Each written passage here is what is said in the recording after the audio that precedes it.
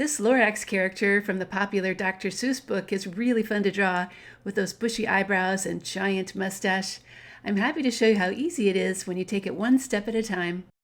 Hi, I'm Kathy. I'm an art teacher and I've been teaching kids how to draw for more than 20 years. I'm going to be following this step-by-step Lorax tutorial, which you can find in the link below. Before we begin though, here's a quick note. I like to draw with center pencil guidelines on my paper, especially when drawing bodies. I find they really help me use the whole sheet of paper. Step number 1.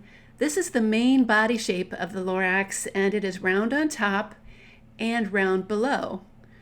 To begin, make 2 marks so that you can plan where your curved lines are going to go.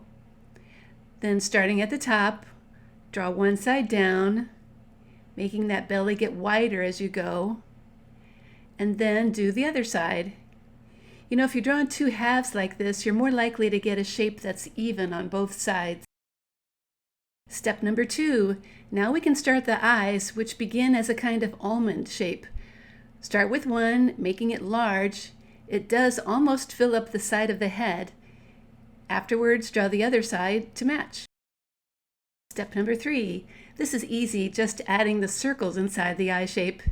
If you want your Lorax to look relaxed, like he is in my drawing, try to make the circles touch the top line and not the bottom one. You can also add little circles inside for those white spots if you'd like. Step number 4. Next come the very bushy Lorax eyebrows. Notice they are actually wider than his head. To draw them, place your pencil above one eye, draw the large top curve, and then the large bottom curve, and finish with the zigzag. When one eyebrow is done, then draw a matching one on the other side. Afterwards, be sure to erase that line inside. Step number 5. Now we need to add the nose and the giant Lorax mustache underneath. Let's do it in 2 steps. First, draw a small oval for the nose, then draw a long top wavy line that goes to the right.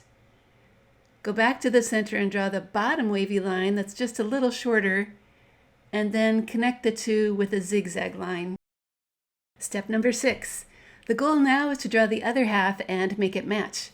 Start with your pencil on the side of the nose, make the top long wavy line, then draw the bottom wavy line, and finally add that zigzag line at the end.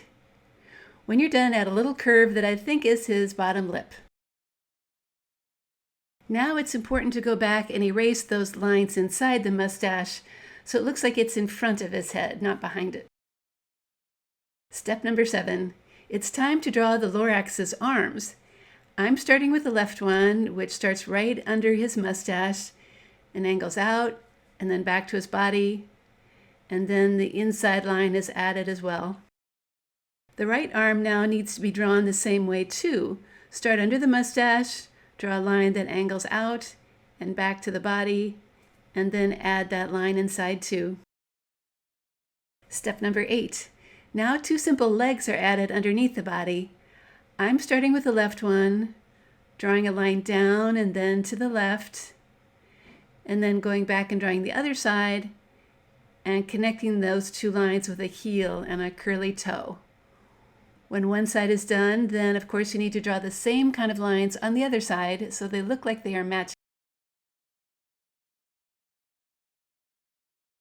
A little touch here is to erase part of the belly line so the legs look like they're smoothly connected to the body. I think just erasing part of it will do the trick. All right, this drawing is done, so it's time to trace all those lines with a good black marker, just like the real cartoon artists do. It not only makes the drawing stand out, it's easier to color too. As always, when the tracing is done, erase any pencil lines that you might still see. And it's coloring time. You know, the largest thing to color is the Lorax's body, which is orange. I like this darker shade. I think it matches the book really well. Those bushy eyebrows and giant mustache are going to be filled in with a light yellow. And finally, the background. This blue-green reminds me of the color in lots of Dr. Seuss's drawings. And here is my finished drawing of a Lorax. It looks just like him, don't you think? At Art Projects for Kids, you'll find hundreds more art lessons, which over the years have helped millions of kids learn how to draw. There's one for drawing the cat in the hat and how to draw the Grinch. I hope you try them out too.